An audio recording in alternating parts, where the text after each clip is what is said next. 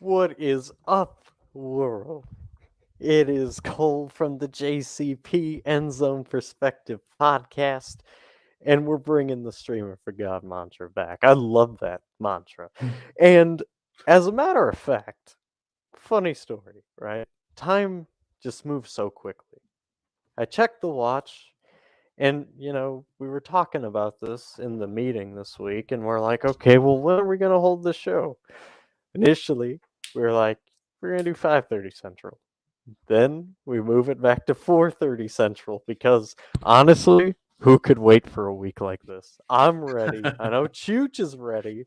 Jacob, well, he's not here, but I will say there might be a little something coming up, so you might want to watch till the end of this show. Now, the theme of the week is Rivalry Week, and in the spirit of rivalry, I am going to let Chooch host the show. If you watch the Madden franchise for the longest time, you know why. And if you don't, well, he's my You need to go rival. catch up. Those games were legendary. Oh, man.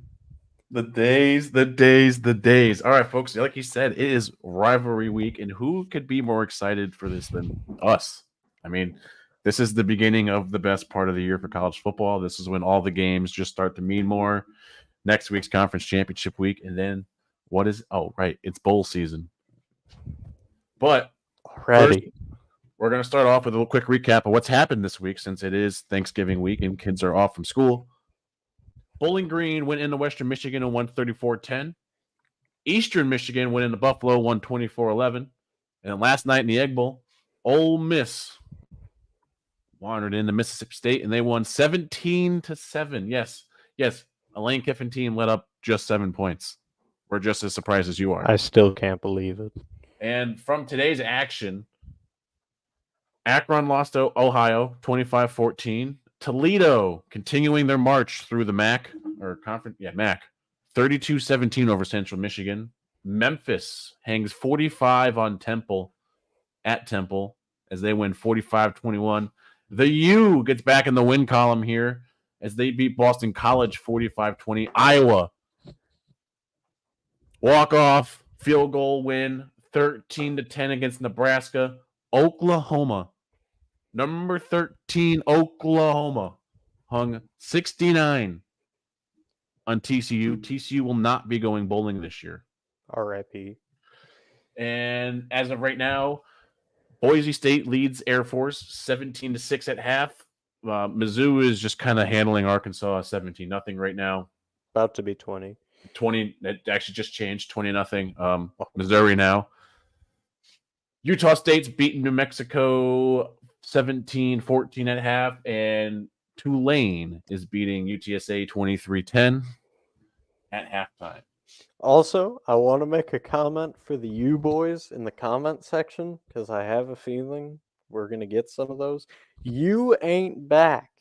I just wanted to let you know. You literally just beat Boston College. You had 7 wins this year. Please stop.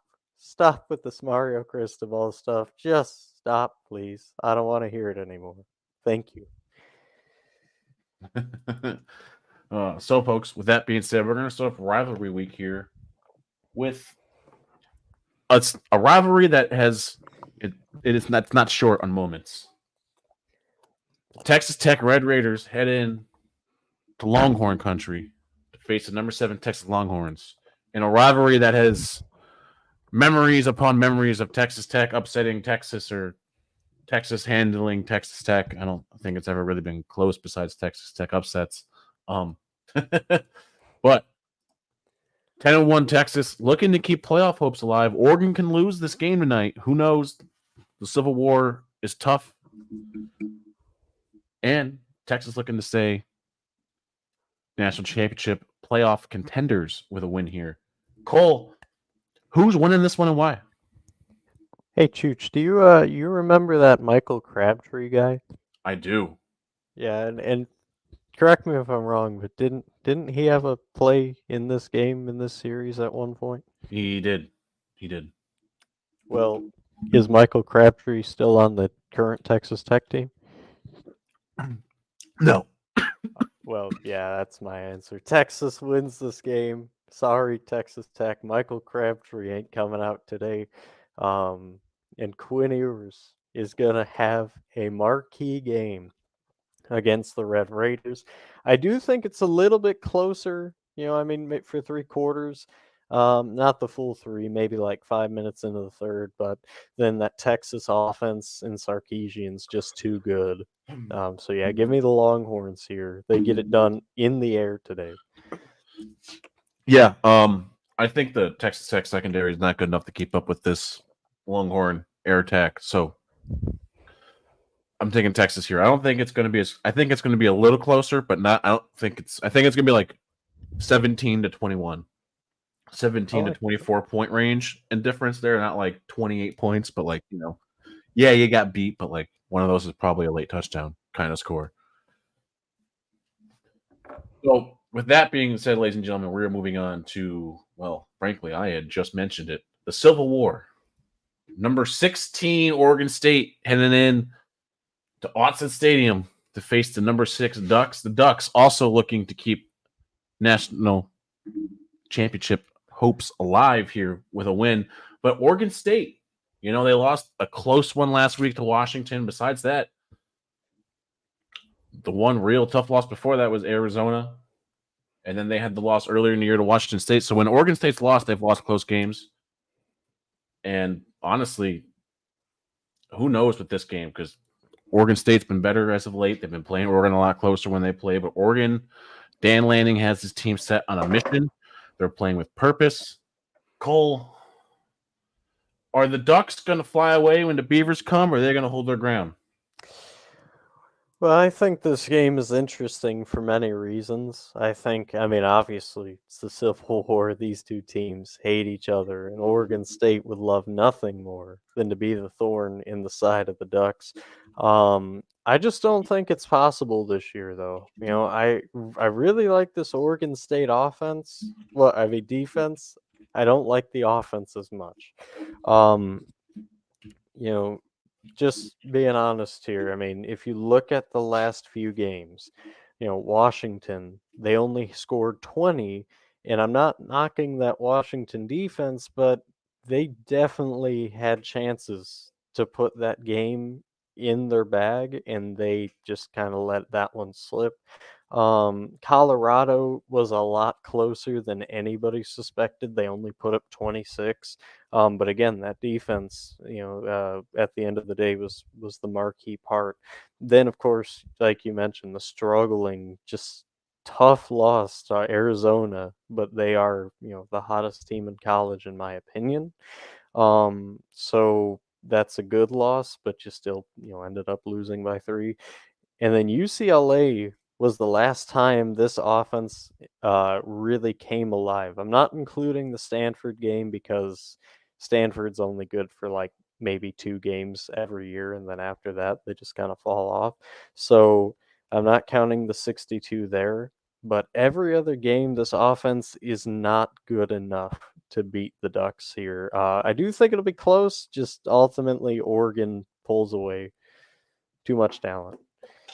Yeah, and Oregon's offense is just way too explosive, I think, for most of the Pac-12 that's not named Washington to beat. Right. But Oregon State's playing more consistently against them. They're coming out with more heart, kind of like what Oklahoma State does to Oklahoma every year. Starting to get those kind of vibes from this rivalry. But yeah, I'm going Oregon too. Bo Nix and Dan Lanning got something. They found something there, and it shows when you're watching the offense do its thing. You had me worried there. I thought you were going Beavers. Oh no, I wasn't going to switch it up on you in this one at least. But on to the next game here. I like calling this one the battle of the. I can't say that on TV. Kids are around. Kentucky waltzes into Louisville, number 10 Louisville, and 10-1 Louisville. I think getting a little bit of hate in the polls. I think they're a lot better than some of these guys give them credit for. But that's not the point. Kentucky rough go of it as of late. Lost to South Carolina last week, Bama the week before. Their last win is against Miss State, and then you lost to Tennessee and Mizzou. Meanwhile, Louisville just on a roll since that pit loss. It's like the just one blemish, and they've been taking care of business since then. So, Cole, if you're a betting man, who you taking and why? Well, I first want to point out the ticker at the bottom, just for clarity. Kentucky is not 3-0 in the SEC. I wanted to state that because if they were, let's say, Kentucky fans would be very happy. Um, my next part, though, I think Kentucky's going to come out and they're going to compete in this game. Um, and they're really gonna push the Cardinals to their limit. But I just think Louisville, like you were saying, ever since that loss to Pitt, they've just been rolling. And sometimes it hasn't been the most beautiful wins, like the Virginia game 2 weeks ago, the Miami game last week. Only winning by 7. But at the end of the day, if you can find wacky ways to win, it doesn't matter. All that matters is that you won against the team you were playing against. And, you know, college football playoff committee, look, I'm not making a case for Louisville here, but I am just saying, let's keep that in mind when we're making these Final Fours because the predictions going around, they scare the living daylights out of me. A lot of people are looking past the records and going off of team prestige. And I mean, if you want to do that, whatever, but why even have games and why even have records at that point? So Yep. let's come back down to earth here. Cardinals win, but very close. Yeah, and I'm right there with you. Cardinals win, but close. I think Kentucky comes right out and hangs with them. Leary's going to test the secondary. We all know that, but at the end of the day, it's Plummer and that Louisville offense. The probably the best story in college football right now is that team. Middle of the pack. They won a bowl game last year with a former player. Yep. And then they get the old Purdue coach in, and all of a sudden this offense is just fantastic. So yeah, Louisville. Congrats to Braun, though. I mean, what a job. For real though, like that was fan. Just he's just doing a great job there, and the Cardinals, it's showing. But next one here, we're going down south, way down south, down to the bayou.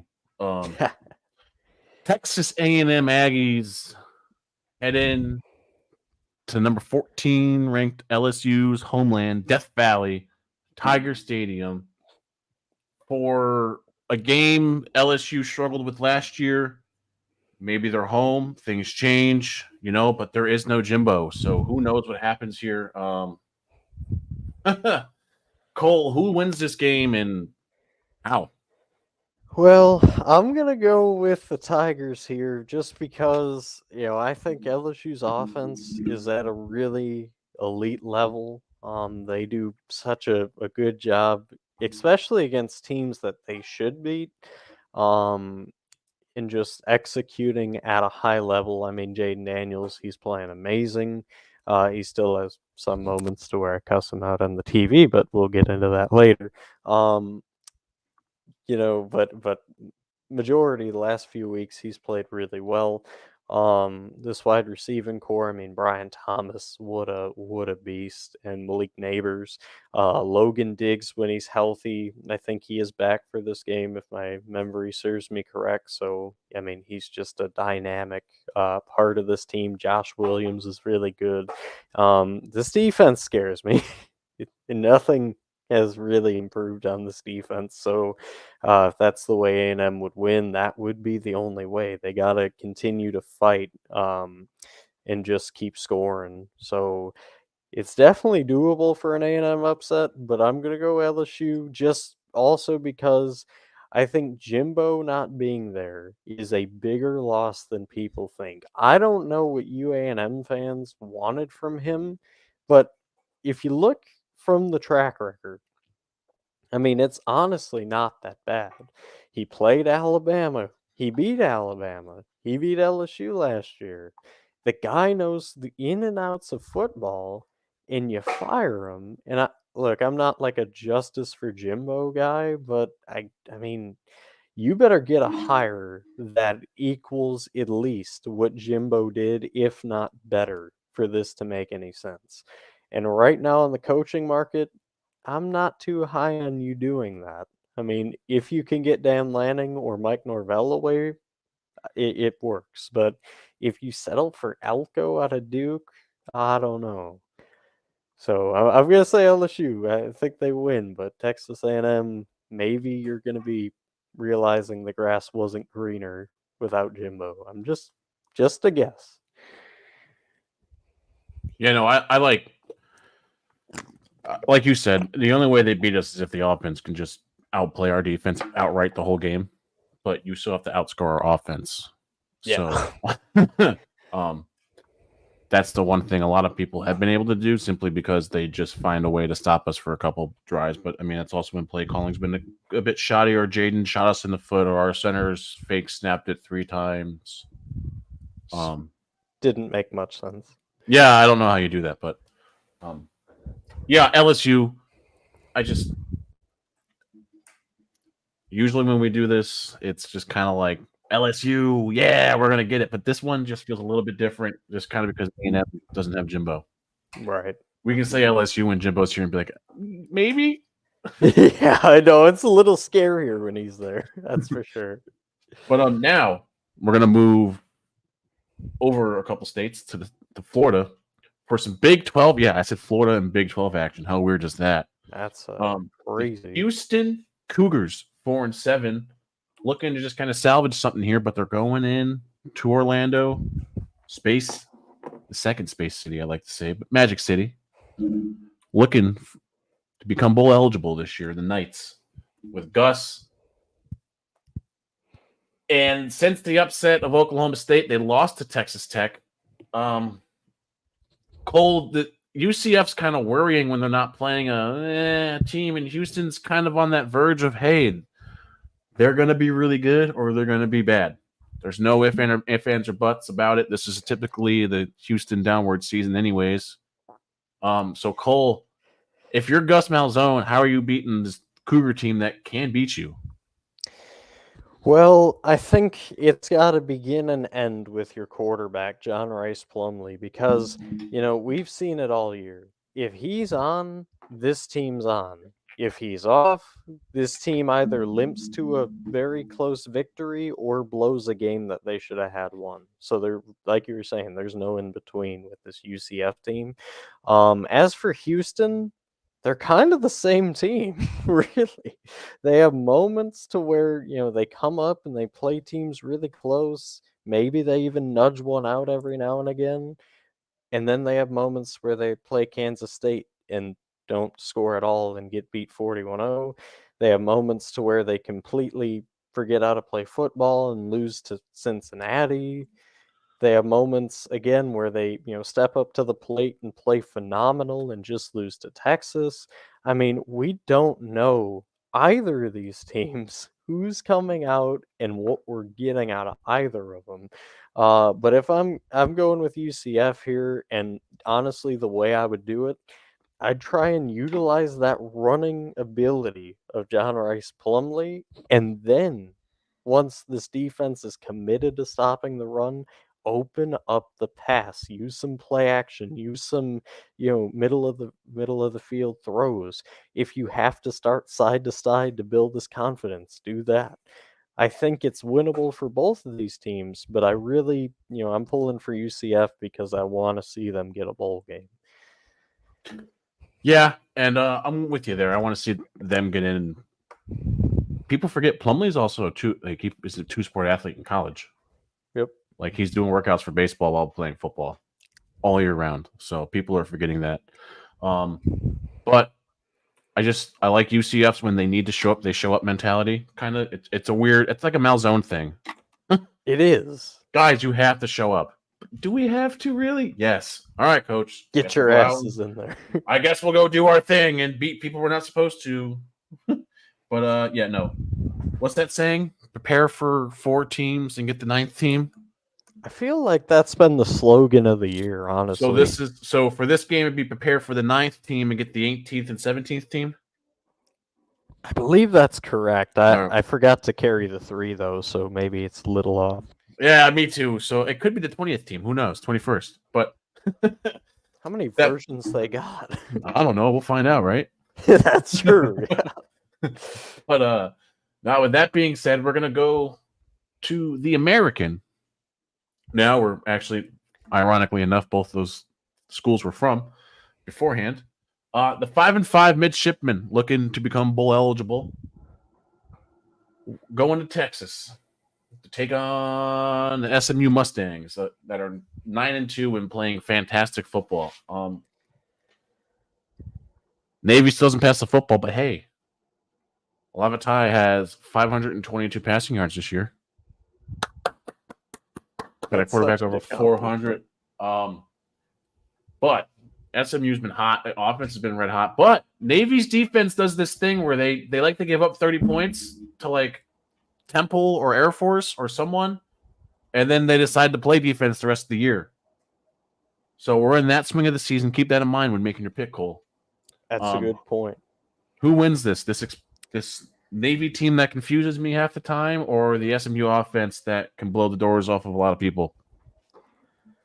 Well, initially heading into this week, I was going to go with SMU because of this explosive offense. But I want to see Navy get bowl eligible. I want to see this Navy defense be what they can. You know how many points they gave up the last 2 weeks? 6. 6 points. That's right. And they scored 41. I think this offense is starting to find themselves a little bit. And as for the defense, very much like UCF in terms of, are we getting a good defense, or are we getting the defense that forgot to show up, forgot there was a game today? I'm going to go with Navy here. Everything says I should pick SMU, but I'm not listening to that everything. I'm going with Navy. Anchors away. Yeah, anchors away is right, Cole. I'm taking Navy here. I think SMU sleeps on this game a little bit. I think Navy is getting a little hyped up. They just got the fresh reveal of their Army Navy game uniforms, which, by the way, beautiful. Sick. Silent service, the Submariners. It's going to be awesome. The Army's was numbers and stuff. I think it was like the 3rd Tank Battalion or something like that. I don't remember. But they're getting excited. They're getting ready. They're getting fine-tuned. Navy comes into this one. Listen, it's the start of – you get bowl eligible, and then you have probably your national championship when you play Army. I'm taking Navy. They're just too hyped up. Taking Navy. But it's close. I think Navy's offense goes like kind of berserk, and SMU's offense is like, okay, we're going to kind of score with you, but why are you scoring so much? So midshipman there.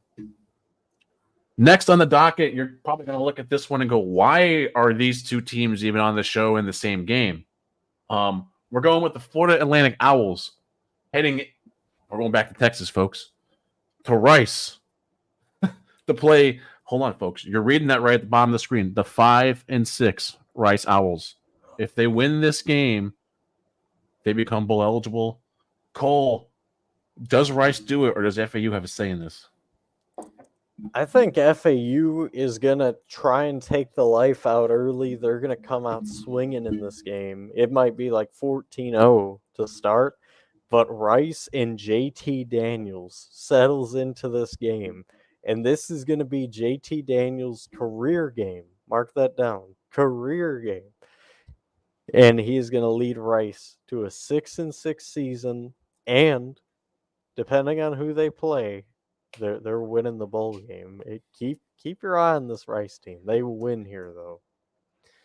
Yeah, I'm going Rice. The offense with JT now looks like a proper offense. Like the defense needs to get a little bit better. They need to get a little bit more size on the lines, but like that comes with growth. JT Daniels has helped this tremendously. Yeah, I'm going Rice here just for those reasons. JT's kind of been the savior to this program, and honestly, their social media game is kind of funny. I'm not gonna lie. They get these uniforms and they're like, "Look at us throwing it back," and I'm like, "All right, cool." And they send the guys out to train track somewhere for no reason other than that they're on train tracks, and it's Texas, so there's a lot of that.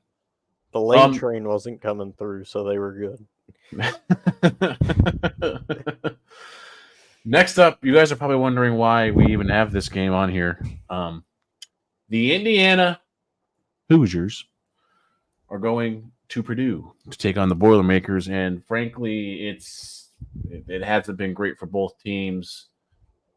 Indiana's last win was against Wisconsin, which, hey, good job. Purdue's last win was 2 weeks ago against Minnesota, and then the loss to Northwestern. Meanwhile, like I said, Indiana's last win was against Wisconsin, and they lost in overtime to the Fighting Illini and lost by 3 to Michigan State last week. Cole, it hasn't been a great season. Who caps off this miserable year better? So, to answer the first question here to all you people who are asking, why would this game be on here? Nobody cares about this game. Well, guess what? I care about this game. This is the old Oaken bucket, dang it. Purdue.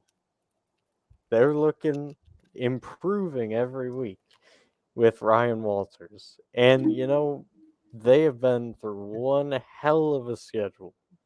But the fact that they keep fighting week in and week out, despite the record, should give Purdue fans hope for next year. Ryan Walters, once he gets his guys in there, we'll see. But I think they're doing a lot better. Indiana. I know they're 1-7 in conference. They're 3-8. But look at their last 4 games. They lost to Penn State by 9. They beat Wisconsin at home by 6. They barely lose to Illinois in OT, and they lose to Michigan State by 3. Again, another heartbreaker. Give Indiana some hope for next year. That's the moral of this game. But ultimately, this bucket means a lot to the state of Indiana. I'm going to give Purdue the win because they're at home, and I want to see Walters succeed, and I think this is the game that will give them some momentum heading into next year. So give me the Boilermakers. And yeah, Cole, I'm with you there.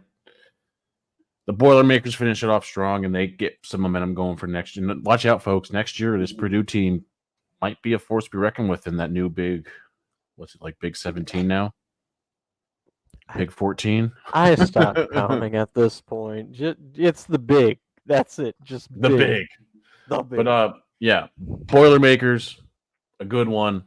I think this is going to be a classic, honestly. I think this is, hey, if it's going to rain, it's going to be the perfect Indiana type football game. Oh, that's the wrong button. Anyways, it folks. Rains here, by the way.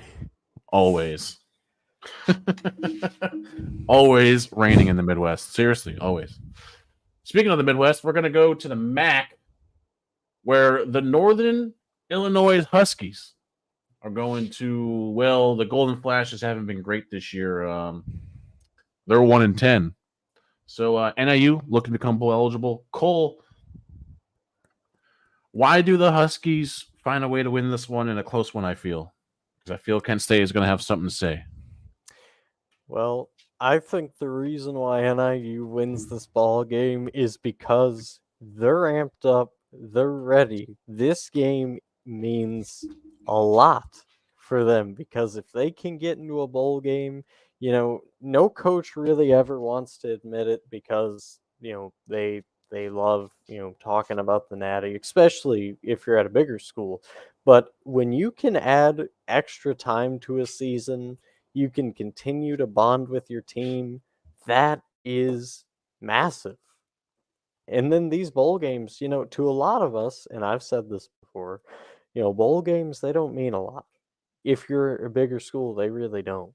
But to these littler schools or schools that have had a bad year and want to cap off and get some momentum going for next year, it means the world. So that's why I think this NIU team, they're driven by that goal. But, like Chooch was saying, Kent State has had quite literally everything go wrong for them this year. I mean, one win. Ouch. So I think they circle this game and they go, hey, if we can wreck that opportunity of a bowl game for this NIU team, let's do it. Let's play for no other reason at all than to just be a thorn in the side of the Huskies. So expect them to play tough, but NIU ultimately they got too much talent and they're too driven. Yeah. That's why I'm taking the Huskies. Talent prevails in this one, and I think Kent State's been a little undisciplined at times. Just when you're 1-10, it's a lot more than just talent at that point. I think it's a discipline. I was gonna say at some points they're 1-10. Yeah, at some points. I mean, you shoot yourself in the foot enough, talent don't even matter. But all right, folks. Next game here, the Wake Forest Demon Deacons at 4-7, playing the Syracuse Orange, who are looking to also become bowl. Yes, the theme of the last couple of weeks has been bowl eligibility. Now, who wins this one? Does Syracuse cap it off? Bowl eligible? They can take a week off, a couple weeks off, get ready to go. Or does Wake Forest say, hey, we need this momentum and we need to get back to where we were? I honestly think Wake Forest, their coach has lost the locker room. And I hate, to say this. I mean, obviously, you never want to hear it for a program, but Wake Forest has been utterly depressing this year. I mean, every chance they get to do something, they fall short. You got BC on the ropes, you blow it. You're playing a close one with Georgia Tech. Few plays go wrong, you lose. You beat Pitt, but I mean, everybody kind of beats Pitt. I mean, they're not very good this year, except for Louisville for whatever reason. You play Florida State, you get blown out. You play Wake Forest, you get blown out. Like it just seems like, for so long, they had hope throughout the season. They had moments that were really good, and then it just hurt them at every turn for this team. I mean, and especially the last loss there, Notre Dame just destroys you. So I'm gonna go with Syracuse here. I hope I'm wrong. I'd love to see this Wake Forest team. Well, I mean, I don't hope I'm wrong to keep Syracuse out, but I really, college football is fun when Wake Forest is competitive. I just don't think they have what it takes to win a game like this, especially in the dome. Yeah, and the Syracuse offense is better than it has been. They're more consistent moving the football. They actually don't struggle as much as they used to against better teams, better defenses at least. But yeah, Syracuse wins this one. I think they go to 2-6 in conference and get bowl eligible, and they figure it out. I think they figure it out this game, and they finally put it all together. I'm taking the Orange here. On the next game, though, we're going to the Sun Belt. The Georgia State Panthers head down to Norfolk, Virginia, right down here, down the road on Hampton Boulevard. Take on the Old Dominion Monarchs. Now, Old Dominion looking to become bowl eligible. Georgia State already bowl eligible. Old Dominion, close loss to Coastal Carolina, a close loss to JMU. They beat App State. They lost by 28 to Liberty, and then they go on the road to Georgia Southern, hand Georgia Southern their fifth straight loss. And on the other side, Georgia State kind of ran into they got their butts kicked by Georgia Southern. I'm sorry, it wasn't the straight loss for Georgia Southern. My bad. I take that all back. And then they get handed by JMU, handed by App State, and then LSU just finishing up on the golden platter.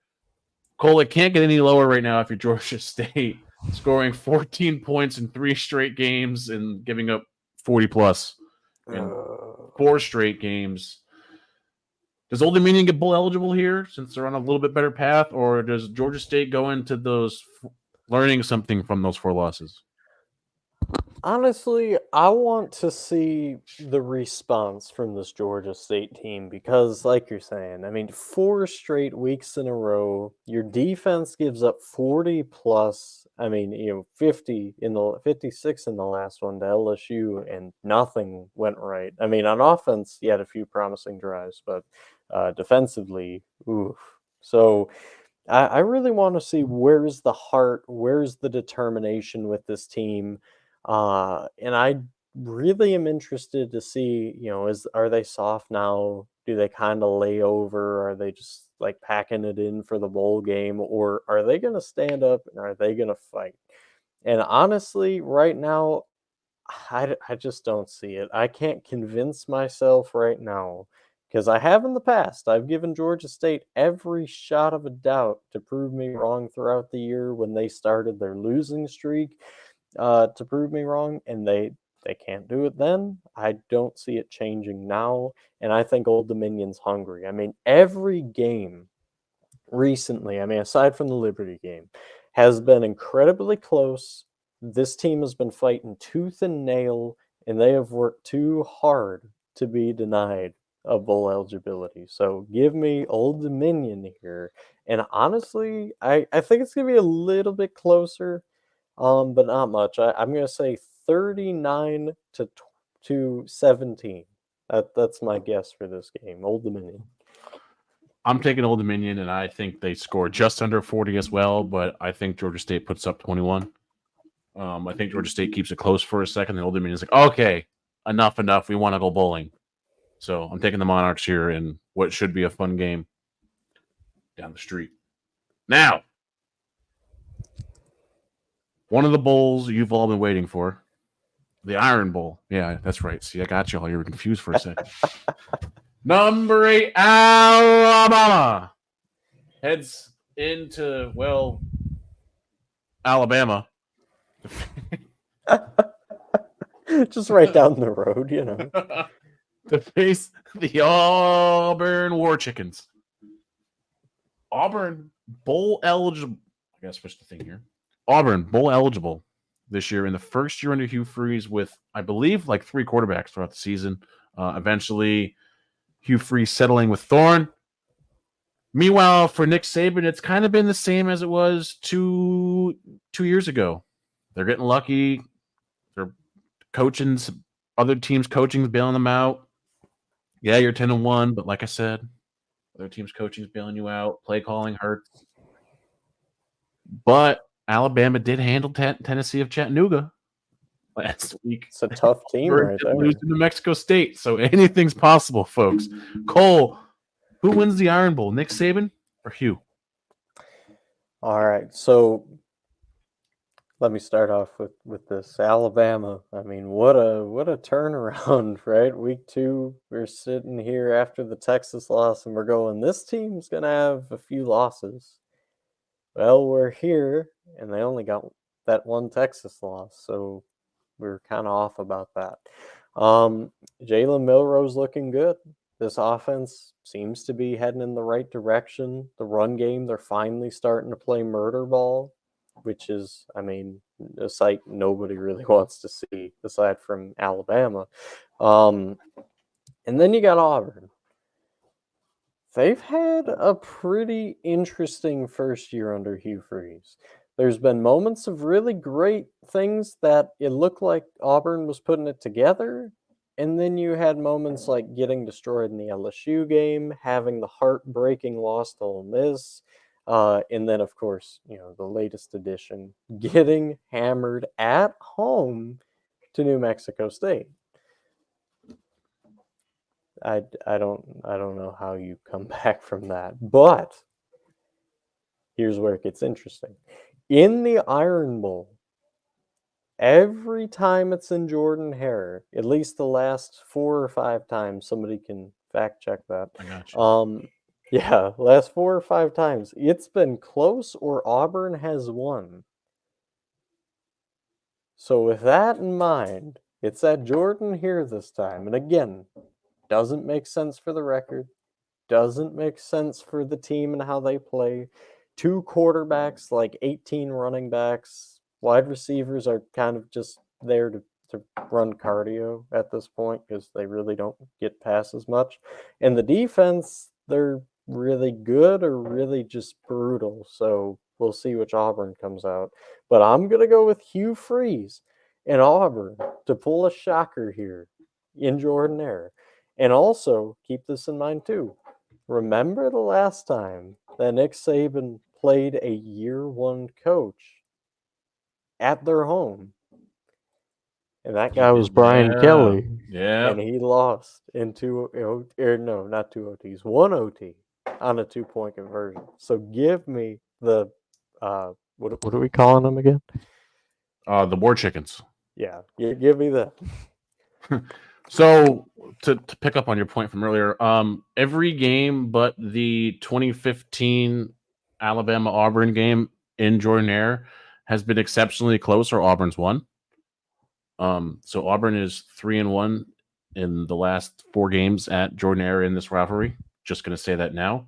The last time Nick Saban beat them by a lot in Jordan-Hare was in, like I said, 2015, 29-13. So yeah, because in 21 he only beat him by 2. Remember? Right, the 2-point conversion to not Jamison Williams. Who was? Or no, was it? No, it wasn't Williams. I don't remember who it was off the top. Mechie. See, folks, he's a dictionary. I am. But I think Auburn gets their 38th win in this rivalry too. I think Hugh Freeze comes out and he has these boys ready. You saw what he did with Georgia. Georgia's a better team than this Alabama team. Just gonna say it now.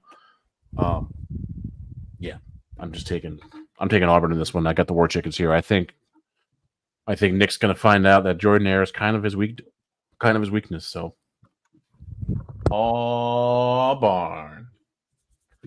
Well, folks, we're gonna move to the Big 12 now. We're gonna move to Oklahoma, where the wind comes bringing down the L's. BYU walking in to Oklahoma State, Boone Pickens Stadium. Oklahoma State, since they lost to UCF, won 43-30 against Houston. Meanwhile, for BYU, since that win against Texas Tech, it's been a downward spiral. Lost 35-6 to Texas, lost 37-7 to West Virginia, lost 45-13 to Iowa State, and then last week they lost by 7 to Oklahoma. Cole, Oklahoma State has a way of losing games they shouldn't. Mike Gundy syndrome, and BYU will hang into games they shouldn't. Do they beat Oklahoma B, or do they keep this one dimension going and just get handled? Well, here's what I have to say about that. Every game on this list that involved a team on the verge of bowl eligibility, I've picked that team. This is where that streak ends. Oklahoma State wins this game because BYU, I don't know if they're allergic to running the ball. I don't know if, that they can't run block. I don't know what the deal is, but they cannot run the football. And when you can't run the football, you're not going to win a game against a team who is focused or just straight up talent is better. And Oklahoma State's talent is better. Now, I know, like you were saying, Oklahoma State has a massive tendency of blowing this game for whatever reason.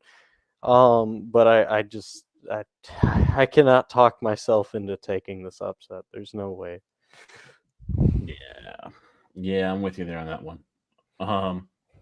Oklahoma State just a better team, and like I did say this earlier, they have a habit of blowing these games. I don't think they do. I think BYU, again, I'm saying it for I think the 4th week in a row, too one-dimensional. They're going to lose, but closer than people think. But at the end of the day, Oklahoma State takes care of business. All right, folks, now to a game where it's got people decided in the Discord. The Northwestern Wildcats take on the Illinois Fighting Illini. And for Northwestern, it's been a turnaround since the start of the year. They're playing a lot better football, and a new head coach who also Braun, right? Yep. Oh, also got the interim tag removed last week. Thank you, He won. He celebrated that with a win. Cole, 2 is a pattern, 3 is a streak. Does Northwestern go into bowl season 7-5, coming off 3 straight wins and keeping Illinois out of bowl contention? Well, no, I can't do that. Look, I love what Braun's done with this Northwestern team. I think he is leaps and bounds about than any other person will give him credit for. This guy, he genuinely could make Northwestern into a scary power. But Bielema has had this Illinois team close quite a few times to get in a bowl game, and just something goes wrong. Whether it's a last play, whether it's a heart wrencher to Iowa last week, whether it's losing to Wisconsin by 4, eventually one of those dominoes has to fall, and this is the week that they beat Northwestern. I'm sorry, Braun, but hey, 6-6 at Northwestern for your not even first full year. Keep going, please. I love you as a coach. Love what you're doing. Just you're not winning here though. Flag on the play. Oh, Cole's wrong on this one. I think Northwestern rides in the bowl season 7-5 here with that 3-game win streak. Illinois keeps it close, though. Illinois keeps it close. I think the Wildcats win this one. Next up on the docket, though, a game that should be on your radar if you care of what the future is to hold for both of these programs, I believe. Wisconsin already bowl eligible, but they had to go to overtime to beat Nebraska last week, and Minnesota hasn't had a win since they played Michigan State a month ago, and they won that one by 15.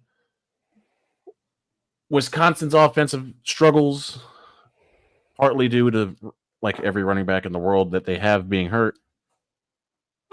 And Mordecai, you're not what I thought you were going to be, or we thought you were going to be for this offense this year. But hey, you got a bowl. Fickle gets that opportunity to maybe, hey, we can win this game against Minnesota and go into bowl season hot and ready, boys, with a bit of a break. We can recoup, reset.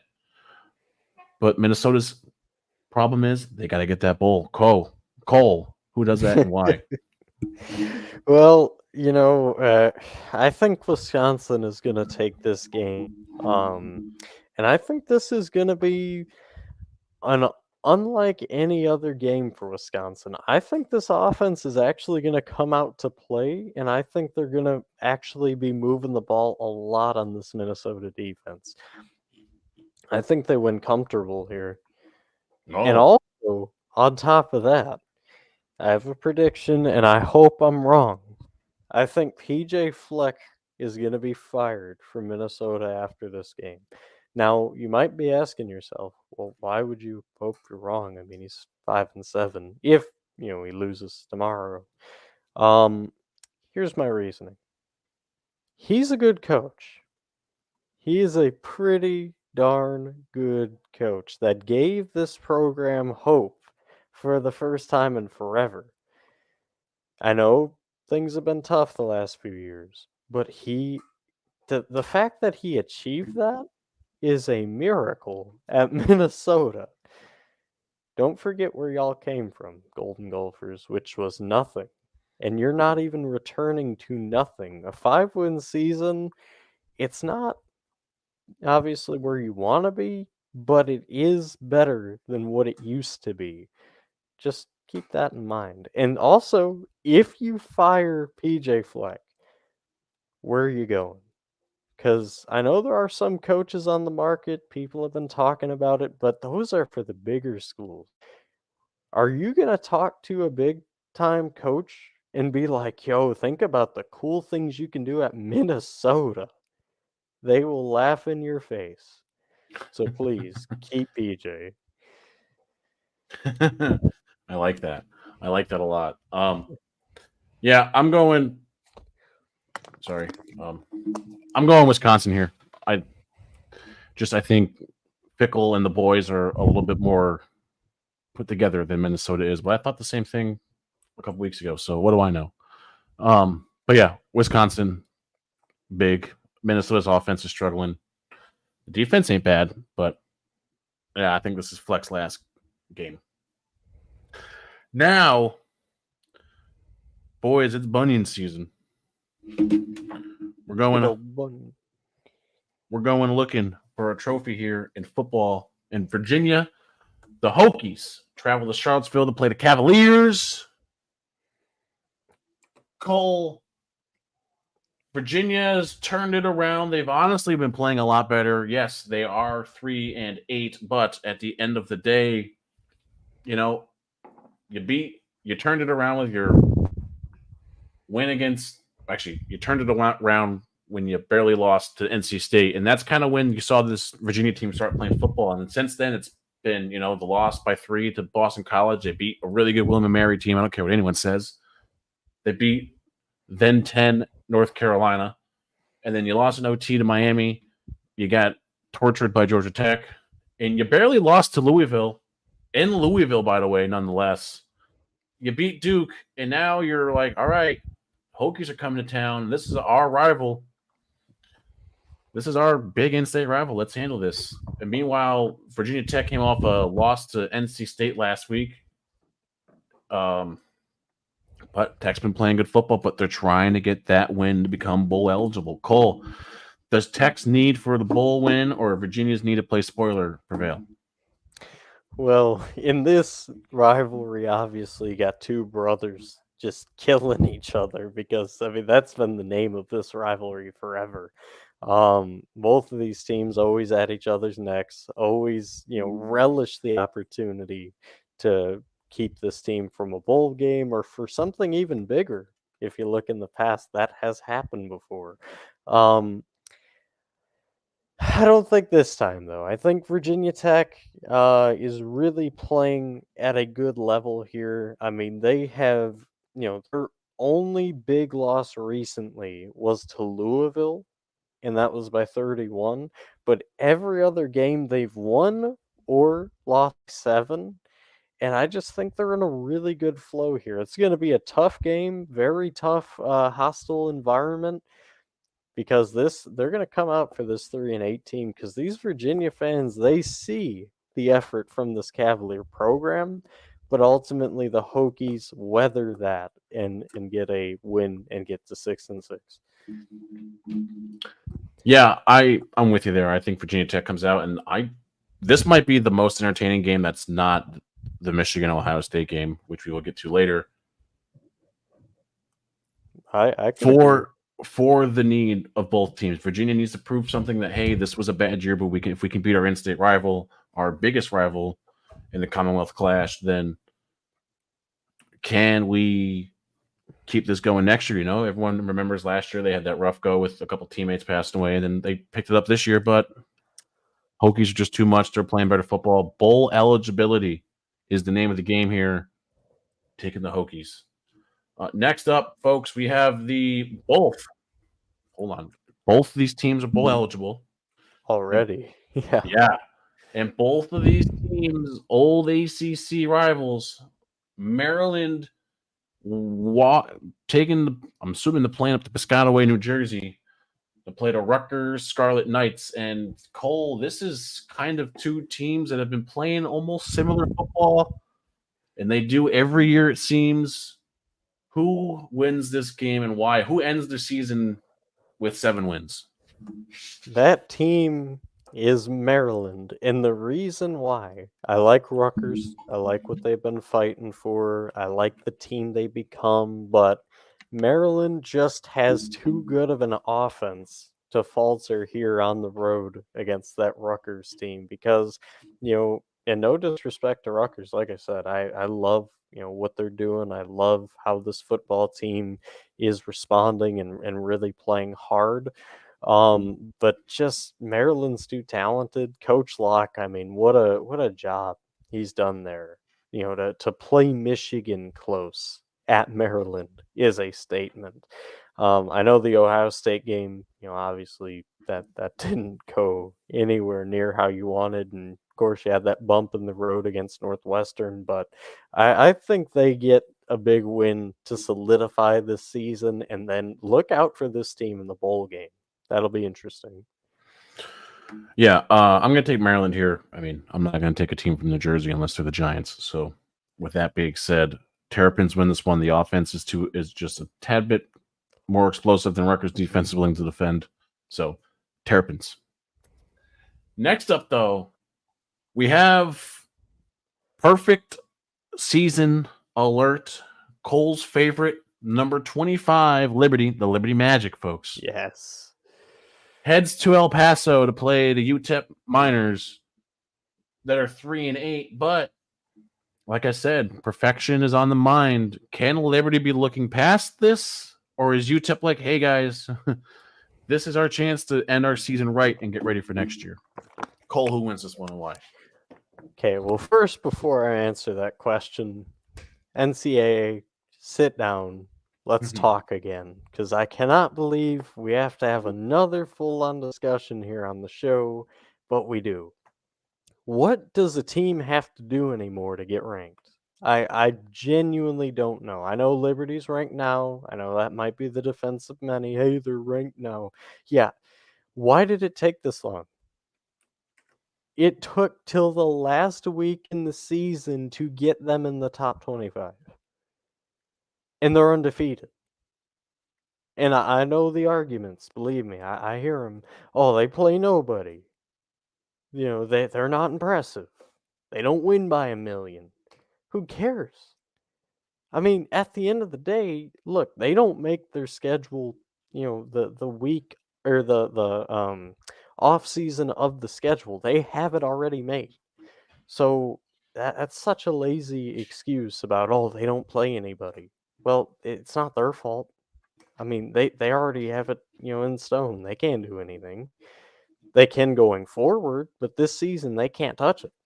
So why did it take till this week to get them ranked? I I need an answer. Um, but to answer your question, Chooch, I think they do win this game. I think, a perfect season, especially after their head coach leaving and them still going undefeated. I think that speaks testaments about how good this team is, how talented they are, how, yeah, I know they're not, in the greatest conference or play the greatest teams, but still, to go undefeated after a coach leaves is impressive. So, yeah, give me Liberty here, and they dominate this football game. Yeah, I'm going to take Liberty too. I think the offense, everything about Liberty is just going to outmatch this UTEP team. I thought there was going to be a fall off in this Liberty team before the season started due to their head coach leaving, but that didn't happen. There's just enough talent here, and they're well coached. So Liberty, and honestly, I don't know if I don't even think UTEP's going to make this one an effort. So I'm doing that one. Liberty. Now, folks, we're going back down to Louisiana Yeah. for UL Monroe looking to become bowl bound. Louisiana Lafayette Raging Cajuns. If you're Lafayette, you're kind of going, man, since Billy left, it's been kind of a struggle. But you get to a bowl this year, you keep the momentum going, keep the recruits incoming, you're good and go. Meanwhile, Monroe is just looking for a bright spot. 2-9. They're looking for something. Cole, who wins this one? And why? I feel bad for the Warhawks. I mean, Terry Bowden has done a terrible job with this team. So, there's that. Uh, I feel bad for the talent. I mean, they're trying, but they just don't have the coaches and the staff to really do anything here. So I think that trend continues, unfortunately, for the Warhawks. But fortunately for the Raging Cajuns, they go bowling. I think they're a little bit more put together for a game like this, and they're definitely wanting to win this game to peek into the bowl conversation. So I think they win it. Coaching and just scheming is way better. So yeah. Yeah, you took the words right out of my mouth on that one. That's that's all I gotta say on that. He took the words out of my mouth. Lafayette wins this one, and yeah, scheming and coaching and honestly talent just prevail. I had to get you back for last week when you did that. What can I say? It's just how we roll together. Oh yeah. Well, folks, now another battle of bowl eligible, and then a guy trying to get bowl eligible. The Arkansas State Red Wolves going in to Marshall, where Marshall's trying to become bowl eligible. Arkansas State played better football this year than they have recently. 4-3 in conference. Marshall they've struggled against teams like this, but they beat Georgia Southern and then lost to South Alabama. Well, they got shut out by South Alabama last week, but we'll leave that alone. Meanwhile, Arkansas State beat Texas State last week 77-31. Cole, if you're Marshall, are you scared and cowering in a corner, or are you like, hey man, we're the Thundering Herd, we're gonna come back here, we're gonna get us some? Oh man, this one I've gone back and forth all week. I had thoughts about, Marshall being ready for this one, taking this one. I've had, Arkansas State winning this one because they've just been really impressive. Ultimately, I'm settling on my prediction here, and many Marshall fans are not going to like it. I think Arkansas State wins this one just because, this offense really has moments like last week to where, they show up and everything goes right and they look awesome. They have weeks too to where, they can't really get anything going. They put up 17 or 14 here, but I think we see the good offense this week. And I think this team is really focused on, going 8-5, which for them, that is a huge step up for this program. Marshall, I'm sorry, but to me, in my opinion, this is your end Yeah, for this season. yeah, I'm with Cole here. I think the Red Wolves offense learned a lot about themselves last week when they put up 77 points. So yeah, I'm taking Arkansas State here. I would like Marshall to come out and fight for 4 quarters and just lose it on a close game, but I don't think that's going to happen. I think Arkansas State's going to kind of overwhelm them midway through the fourth, and well, there we go. Next up, though, we're going to stay in the Sun Belt, but we're going to move to North Carolina, where the Georgia Southern, Georgia Southern plays App State. Sorry, I was looking for the thing on here. Okay. Yep. Georgia Southern Eagles play the Appalachian State Mountaineers, where both teams were eligible. App State, they beat JMU last week in overtime, ended that run. And, since I lost to ODU, they've been playing a lot better football. They've been playing like App State, thank God. Meanwhile, for Georgia Southern, it was a bit of a rough go there for a bit. Started off the season great, and then James Madison came to town. You lost, you won 2, and then you've been on a 3-game skid since then. That 3-point loss to Old Dominion last week hurt. Old ODU held on to that one. But now you're traveling North Carolina, Boone, tough place to play. Cole, Mountaineers or Eagles? Well, let's answer it this way. I picked Georgia Southern to beat Texas State. Georgia Southern lost. I picked Georgia Southern to beat Marshall. Georgia Southern lost. I picked Georgia Southern to beat Old Dominion. No, I'm just kidding. I actually took Old Dominion. LOL, take the L, nerds. So and I was right. I took Old Dominion. They won. So the moral of this story, I can't pick Georgia Southern because they'll lose. And regardless, even if I pick against them, they're still going to lose. So Appalachian State wins this one. They go 8-4. And ultimately, I really like how this team has come together. It got scary there for a bit in the season. It kind of looked like, wow, App State's really fallen off. And then they refound their footing. They're a 9.5-point favorite here, and I think they covered the 9.5. Oh, yeah. I think they covered 2. I think App State just comes out and does their thing. And yeah, like you said, it was scary there for a second. You and me were talking one day, like, what happened to them? And then all of a sudden they're 7-4.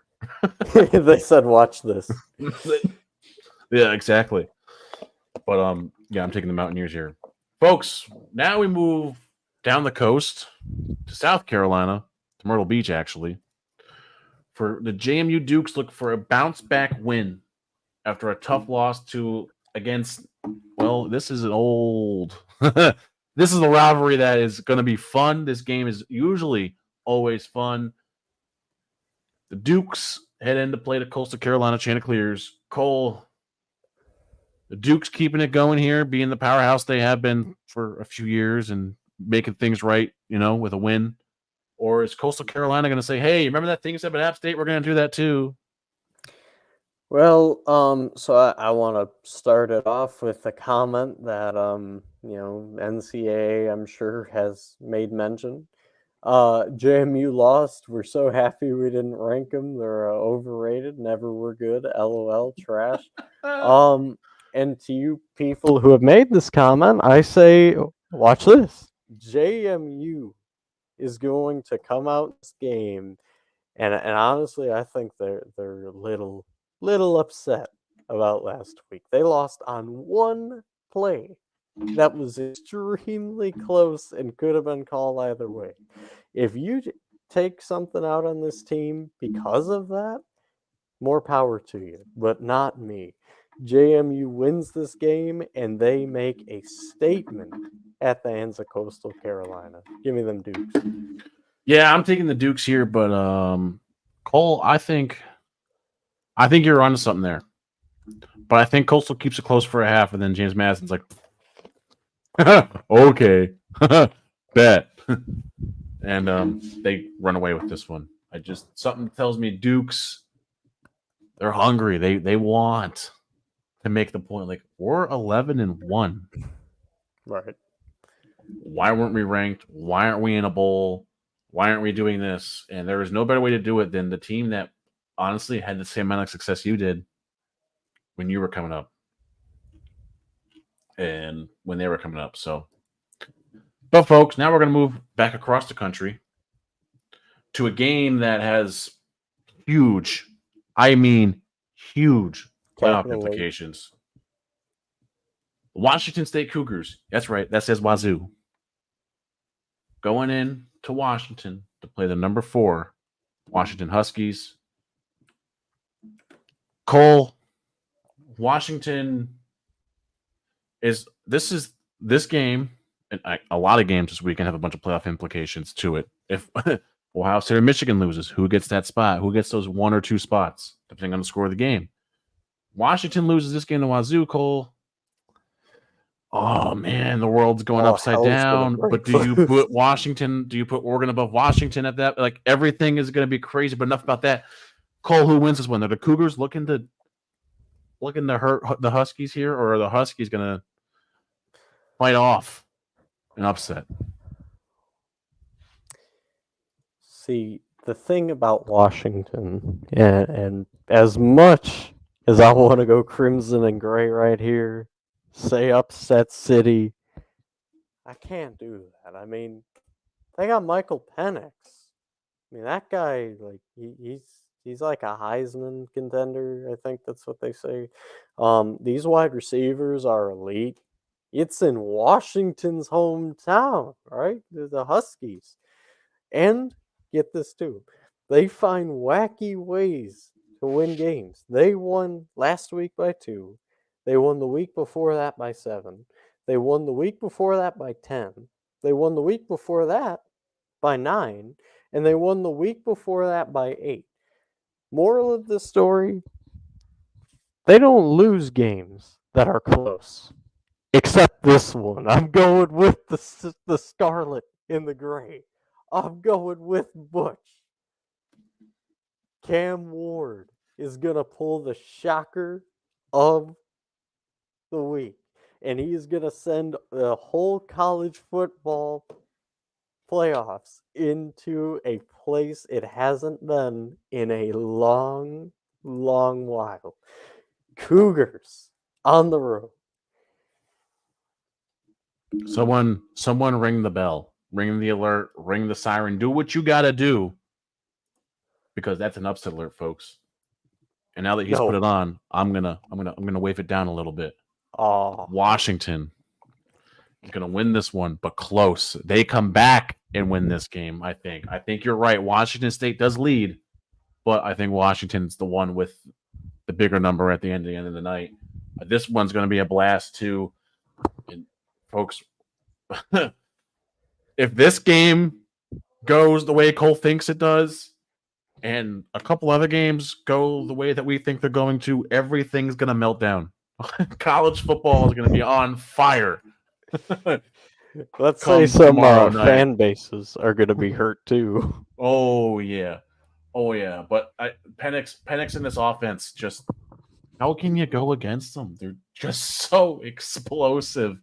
And whenever they need a big throw, Penix is like, I got it. Just make sure my O line has gives me a second to run away so I can make this throw even more impressive. I swear that's the game plan there. That's the game plan. But folks, now we go to you're going to be.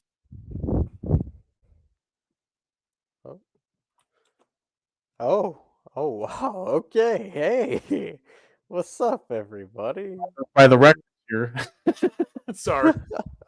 I pressed the back button on my mouse and not when I went to go move. So you're going to be questioning, why are these teams' records so good? How are they just now getting on the show? Well, Jayville State's been on here a couple times, and welcome to the show, New Mexico State.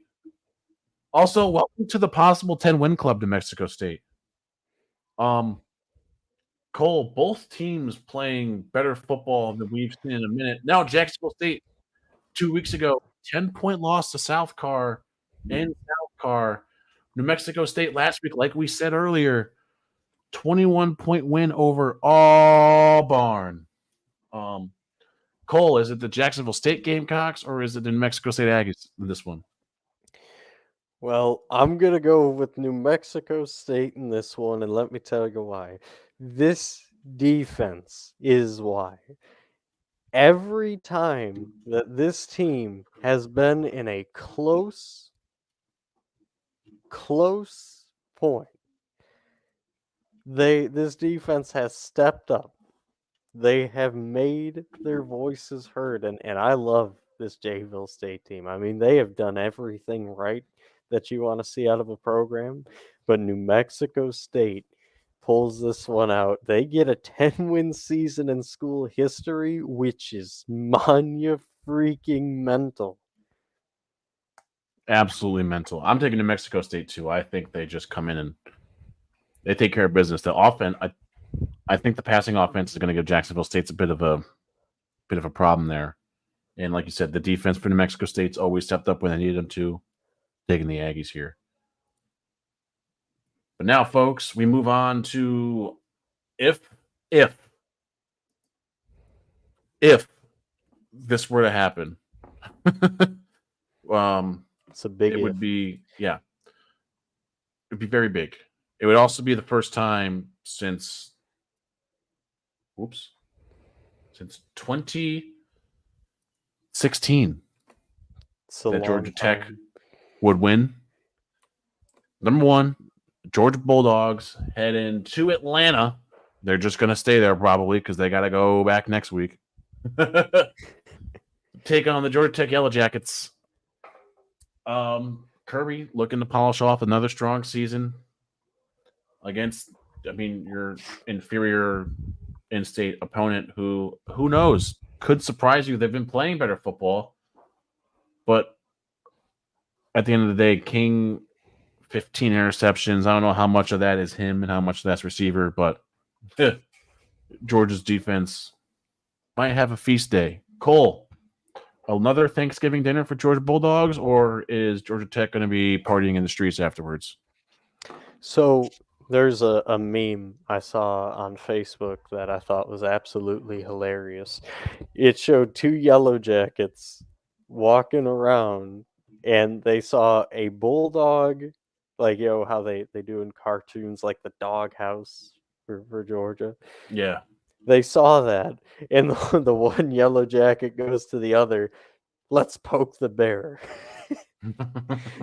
And if you know anything about how that normally goes, usually doesn't go too well for the person who wakes the sleeping dog in this case. And that's what's going to happen. I mean, Georgia Tech, give them credit. They've been playing really well. They've been attacking. They've been pulling off shockers all year. I mean, they were the ones, pulled that miracle against Miami. Just lightning is not going to strike twice on this season. Give me the dogs. They win this one in typical Georgia fashion. It won't look impressive, but they're going to win. That's the Georgia way. I almost gave my pick away earlier when I said King has a problem holding or just not throwing to the ball the other team, and Georgia's defense is going to have a feast. Second Thanksgiving dinner on this man tomorrow. Um, yeah, I don't think this one's even relatively close. I think Georgia Tech comes out flurries early, but Georgia does their thing and they handle business quickly and candidly. Now, folks, we're going to move to South Carolina.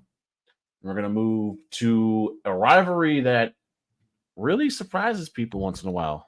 Battle of the Palmetto State. Yeah, and both of these teams are entering this rivalry game with a 3-game win streak. But South Carolina owns the recent game as last year they won a thriller 31-30, but the last decade or so has been Clemson's way. Cole, like you said, Kate Klubnik and the boys getting it together.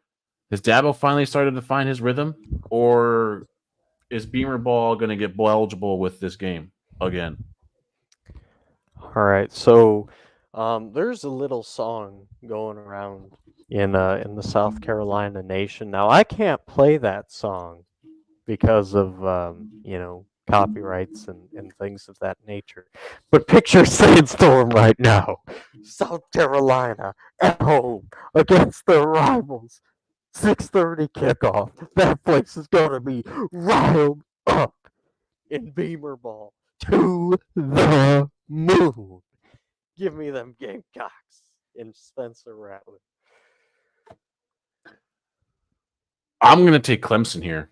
Ooh. I listen. I don't like it as much as you do, but something just says Beamer Ball falls a tad bit short.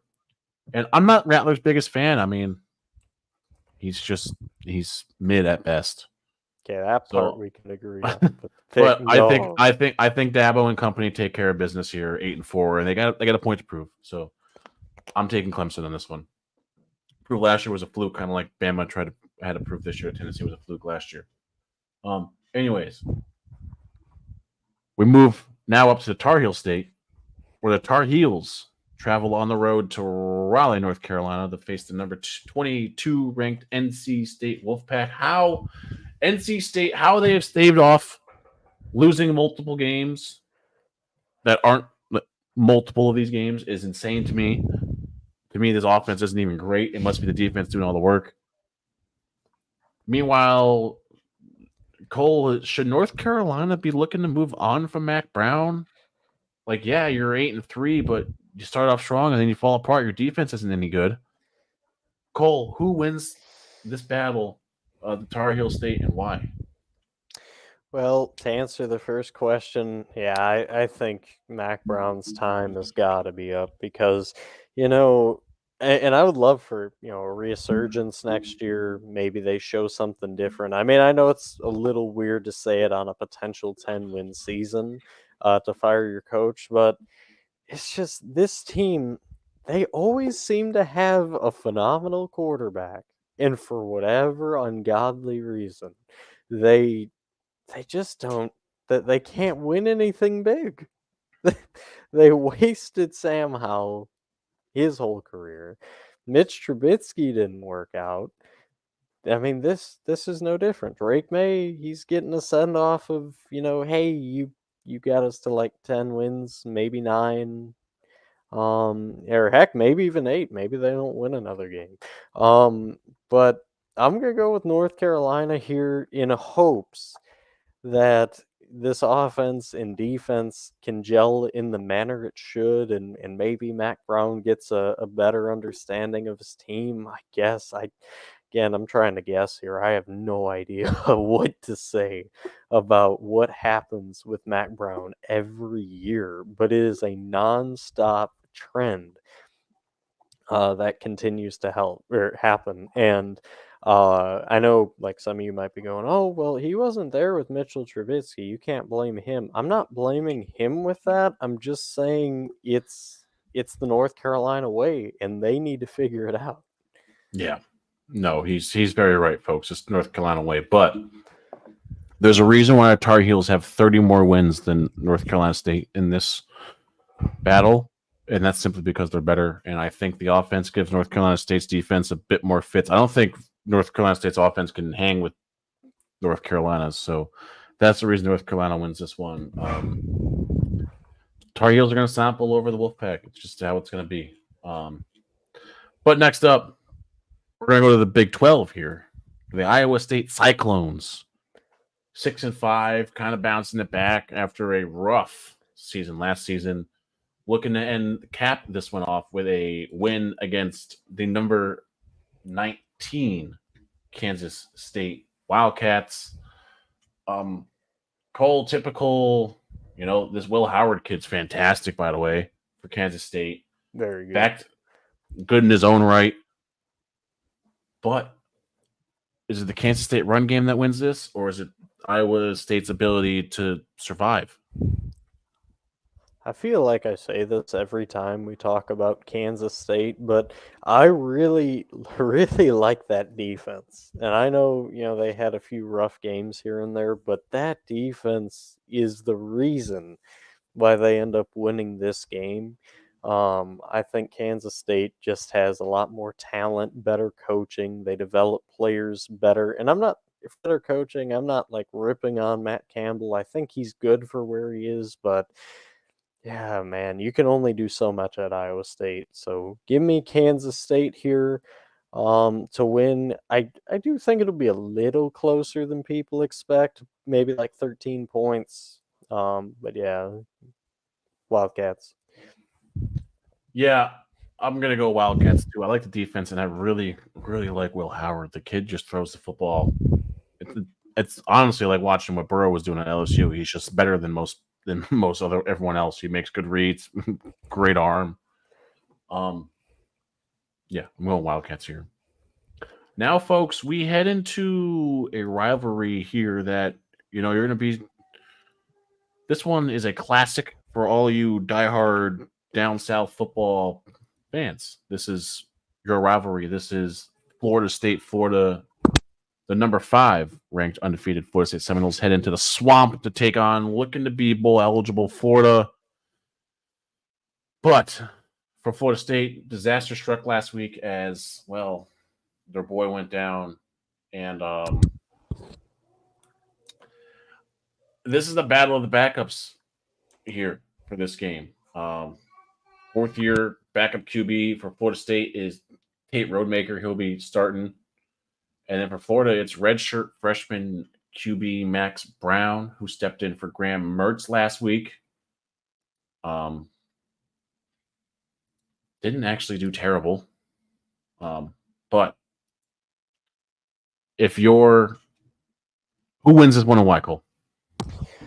Well, at first I want to say, prayers up for Jordan Travis because, anytime you see a player in general go down, nobody likes to see that. Excuse me, there's some background noise there. But you don't want to, ever see that. Doesn't matter your team, doesn't matter your record. Anytime a player goes down, that sucks. So prayers up for him. Hopefully he gets better and is able to make a splash in the NFL. Sadly, he's done for college, so that sucks. He was one heck of a player to watch. Yeah. Going forward, though, sorry about the background here. I'm gonna go Florida in this game because it's in the swamp. Florida State's without Jordan Travis, and I mean, that's not the end all be all for this team, but I just don't think they have. I don't think they're fully all there. I mean, if you think about it, right? Your quarterback, I mean, that's your leader, that's your guy. And when he goes down, there's two options. Either the new guy picks up exactly where he left off, or there is a major difference between that quarterback and the starter. And in this situation, think it's the two teams here. Florida got better with the new quarterback. So no offense to Graham Mertz. I mean, he did a lot better than I thought. But Florida State, they're going to be in a little bit of shock, losing a quarterback that is one of the best in college, going down to some new guy. So I think Florida's going to capitalize off that. Plus, the swamp's going to be rocking, and Florida will make a bowl, in my opinion. Yeah, I think Florida clinches bowl. Okay, folks, I want you to imagine something. It's a long time ago in honestly a football land far, far away. Tim Tebow's quote unquote blood jersey from the center logo when they played in FSU. I just had to bring it up. It just came. Actually, I just saw that pop up on social media. I was like, "Oh wow, look at that! I haven't seen that one in a while." Right. But folks, I've been saying this all year. Florida State's offense struggles to get going against teams they shouldn't struggle to get going against, and this is a team they should struggle to get going against, and they're going to pay for it here without Jordan Travis. I think Florida State's defense can only do so much to bail them out here. Um, Florida wins this one. Close game. Close game. Florida wins this one because, well, they're in the swamp. So that's what we got here. Now, folks, to a game you're probably also going to be confused why, but bowl eligibility. Name of the game the last couple weeks. Colorado State, who has turned it around for the most part, are 5-6. On the road to Hawaii, where teams struggle with the time difference and playing there. Cole, is it Colorado State or the Rainbow Warriors? Who, by the way, own a win over Air Force?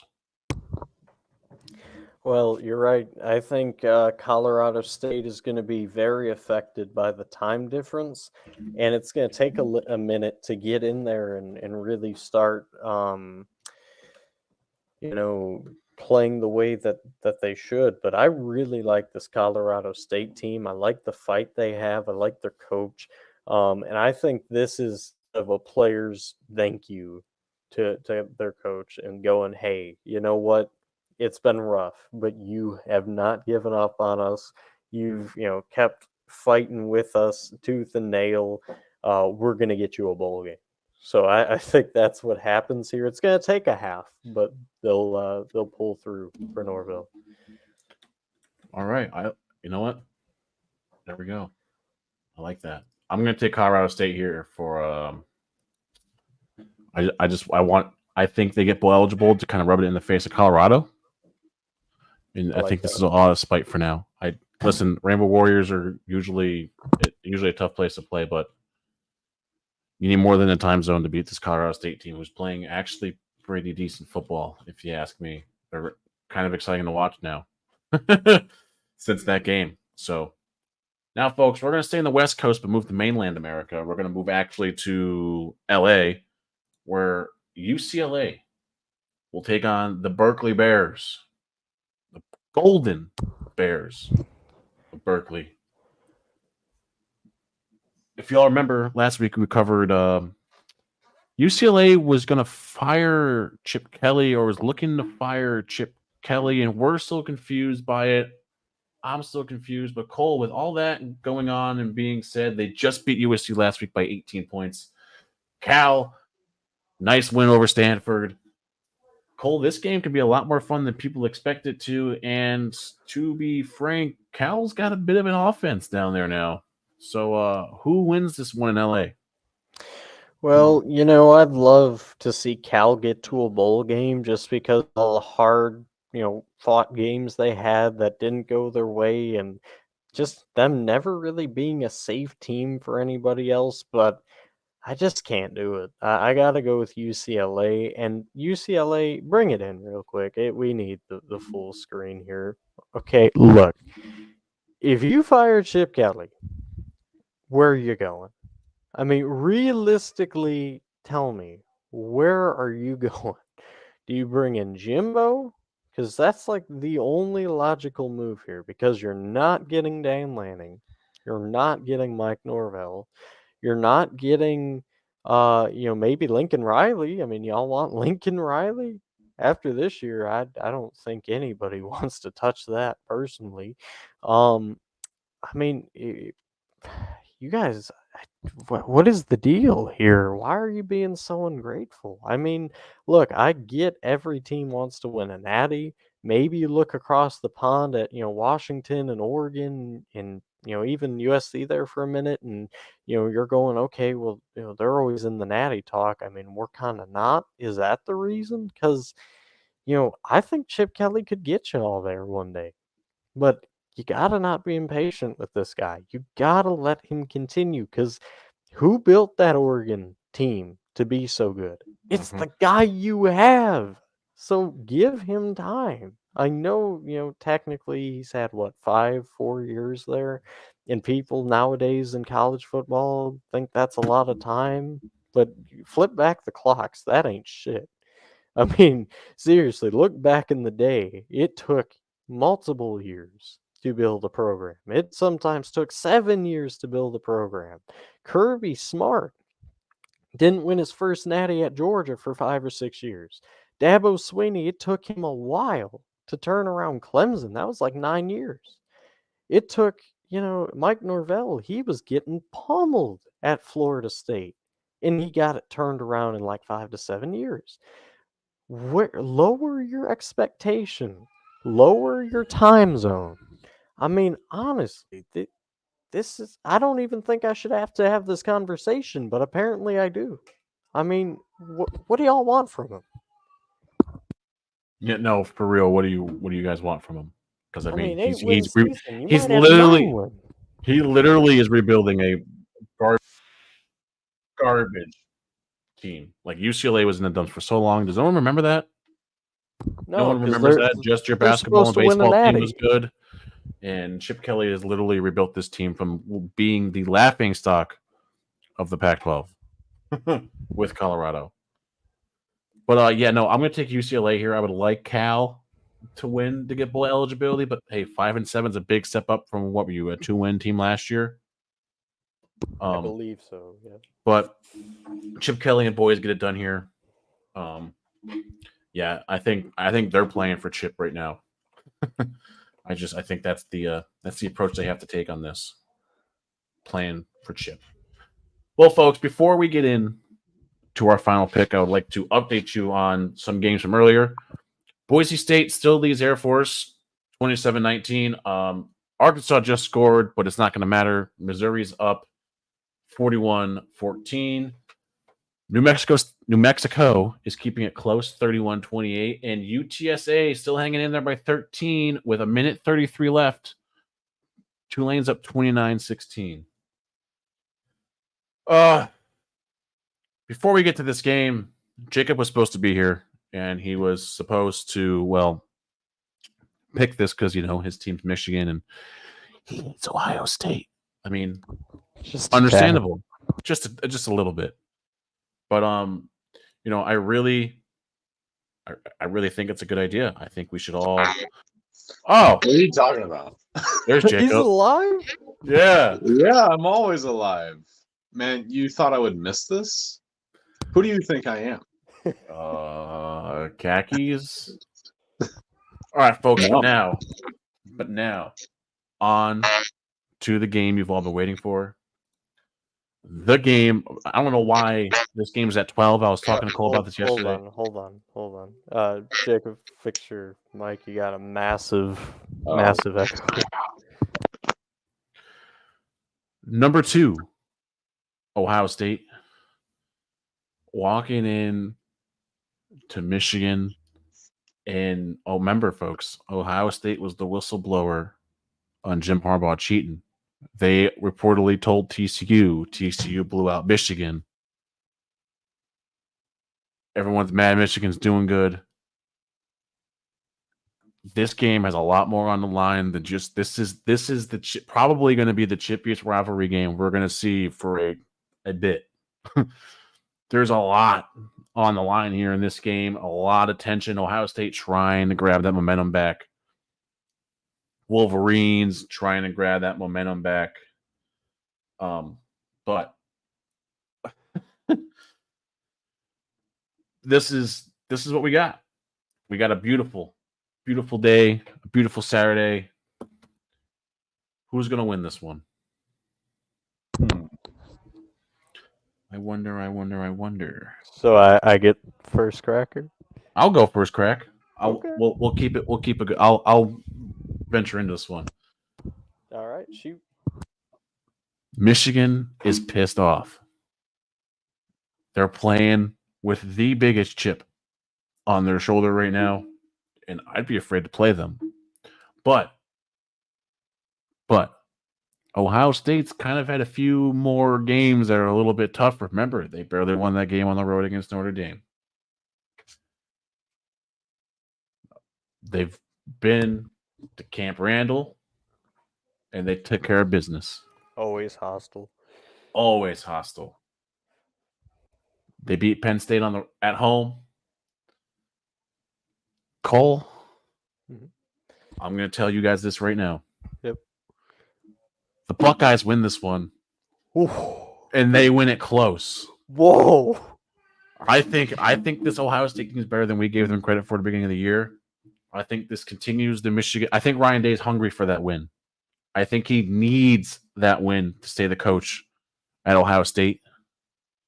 So I think these boys go out, and this is going to be a blast. This is going to be mayhem. This is going to be physical. I'm going with the Buckeyes. Me next? Yeah, All right, let's do it. I'm the main event, man. I don't. So let's break it down here, because this game, in the implications, in the craziness, and one of the most storied rivalries in college football history. I mean, the game. They literally have the title. This game, two states absolutely hate each other. I'm shocked they didn't call it the Cold War, because that tension, I mean, it rivals it. Okay. These two, if they had missiles, they'd be shooting it at each other. That's how much they hate each other. So, obviously, Ohio State, you got Kyle McCord. He has played better than anybody has given him credit, myself included. They got a hell of a running back who's been there and been turning heads since he's been there. They got Marvin Harrison Jr., 13 touchdowns on the year. And by the way, he's the son of Marvin Harrison. I don't know if anybody knows who that is, but like he was pretty good. And then you got the flip side. You got Michigan. You got J.J. McCarthy. And all I have to say about that is bet. They got Blake Corum. He's a pretty good back. You got Donovan Edwards. Guy's kind of good too. He's pretty good as a rusher, I'd say. And for that wide receiving core, they got a few pretty okay names. You know, nothing too special. But here's the kicker, folks. It's at Michigan. Does anybody one of you want to remind me what exactly happened last time they were in Michigan? Does anybody remember? I think I do. What happened? A lot happened. I'll let you explain, but a lot happened. Who won that game? I believe it was Michigan. I believe it was Michigan. Yep. Michigan, you're right. You're right. Both right, 2 points. And Aiden Hutchinson was there, and he was a dog back then. So, Ohio State is going to come out in this game. They're going to be on fire. I mean, for the love of God, they got a Buckeye as their mascot. I mean, that's a pretty cool nut right there. He's pretty nutty. But all the cool things they have when they come into Michigan, Michigan absolutely destroys Ohio State. They have been pissed off for too long. And you know, this to me reminds me of when that, if you guys watch action movies, you'll get this. When the villain has henchmen, and the villain keeps on calling different henchmen. Finally, the hero gets his chance at the villain, and he smashes him. That's what's going to happen here. Michigan, big. Okay. I've been waiting for this for 13 weeks. When I tell you that the NCAA is going to have to look into rules of baseball to see if they can bring in a mercy rule, I am not joking around. Because that's what it's going to feel like. It's going to feel pointless by the third quarter to just keep this game going, because Michigan will pile and pile and pile on. We get Harbaugh's not there. We wish he was. But that doesn't matter. And it's going to point Ohio State's whole team out. When Ohio State's team is full of 5-star recruits, 5-star transfers, and then gets beat by a Jim Harbaugh-less Michigan team, Michigan will absolutely destroy Ohio State, and it's not going to be cute. It's going to be the ugliest battle ever, because Michigan is mad, and Ohio State is probably the most fraudulent undefeated college team in here. They struggle so much. We've only struggled with one game, and that was last week against Maryland, but that's not going to take any effect.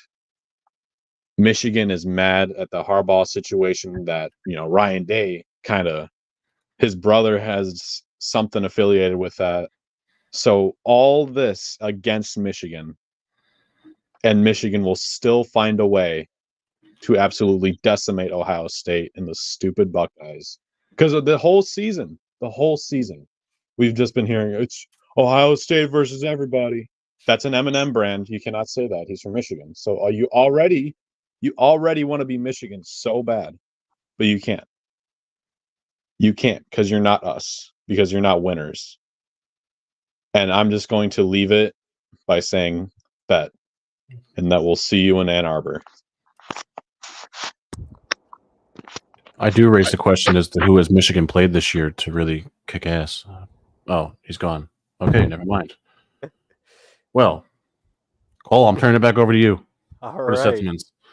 Well, let's close this out here, folks. Thank you for joining us on this rivalry weekend. And man, if this week doesn't get you out of your seat, jumping around a little bit, moving a little bit more, excited, I don't know what does.